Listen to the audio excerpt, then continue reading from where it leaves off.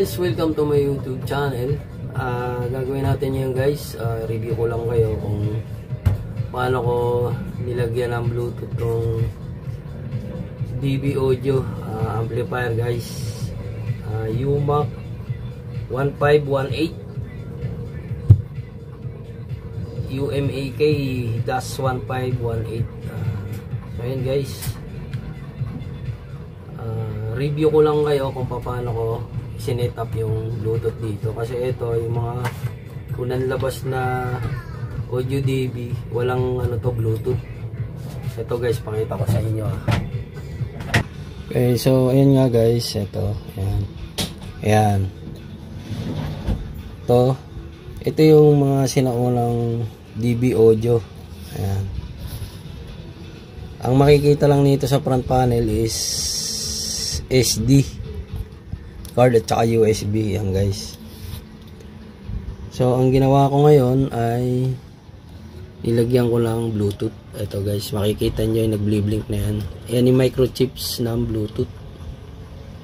Okay, so review ko lang kayo kung paano ko ikinabit yan guys. Ito una, ginawa ko yung supply nitong Bluetooth guys ay kinuha ko dito sa supply nitong SD card. Yan, kasi ang supply nito is 5. So ang supply naman kasi nito ay 5 volts. So yan, nakakunik na siya guys. Yan, okay, tsaka yung ground nya. Yan, bagainan ako na rito, minounted ko na rito. Ayan, then yung audio out nya rito guys, ay yung audio in nya guys, pinasok ko rito sa, ayan, nakita nyo dito sa audio in. Ayan audio in siya guys.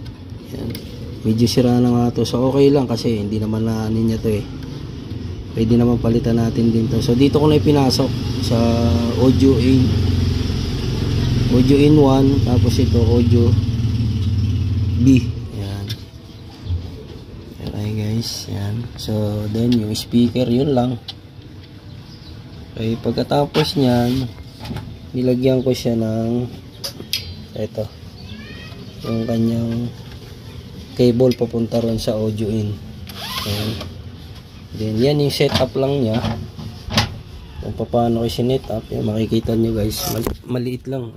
Okay, nakadikit pala sa sa blower. Yan guys, so pag nagkabit kayo rito, depende na sa inyo kung saan nyo ikakabit, saan nyo itatap, kasi maliit na lang naman to Yan, okay. So ayan yung niya, supply nya, yung kulay red. Yung kulay red na yan. Ayan. Okay, so ayan, yung yellow nya is yun yung audio in, audio out. And then yung niya, isang kulay na violet. Ayan. Then so yun lang naman yung wire nya guys. Tatap nyo lang tong nya, itong kulay black is dun sa ground, then itong red is supply B plus 5 volts. So yun yung ginawa natin ngayon dito guys. So ayan, makikita nyo naka-on. Ayan, in-off ko lang siya, then yan, i-volume natin guys, maririnig nyo. Yan, ayan okay. So yun guys, yung connector ng audio in nya is dito ko sa auxiliary A kinabit yung sa Bluetooth guys. Okay, then yan lang ipupush nyo, ito auxiliary B. Yan, then pag ginamit nyo yung Bluetooth, depende kung saan nyo pwedeng i-connect guys. Ito sa akin auxiliary A. Yan, So yun lang yung setup nito guys. Then pagdating sa speaker, sa ampli na magpo-produce niyan guys. So ang itatap nyo lang connect dito guys, yung audio out na wire nya, yung violet, then yellow, tsaka yung ground, then yung red, yun yung supply nya guys. Yun lang, 4 na wire lang ang i-connect nya, then plug in, yun lang. Yan, makikita nyo guys, oh. So yan, try uli natin. Yan, okay. So pag power nyo ng on sa ampli nyo is power on na rin si Bluetooth guys. Yan.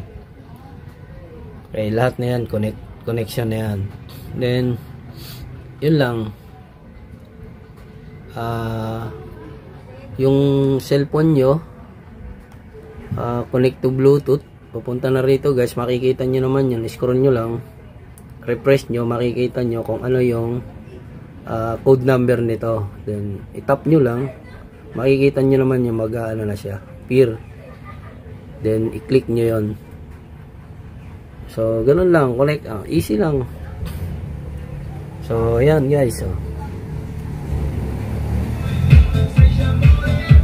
ayan,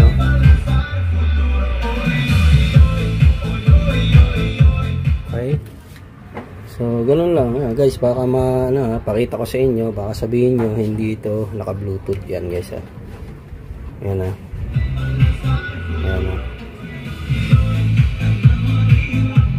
ayan, tap mo, diba guys, naka push yan, then tap uli natin. Okay, ayan, okay. So naka Bluetooth na yan guys. Yan. So yun lang guys, hindi ko na pinakita sa inyo kung paano ko hininang, then ni-review ko lang kayo kung paano i-connect. Yan. Para hindi humaba yung ating video guys. So yun lang yung video ko guys. So sana may natutunan uli kayo sa yun lang guys, sana may natutunan kayo sa tutorial ko. Dun sa mga magtatanong, comment down below lang po, then sasagutin ko po yung mga tanong nyo po tungkol dito sa pag si setup ng Bluetooth guys. Okay, so yun lang guys, thank you.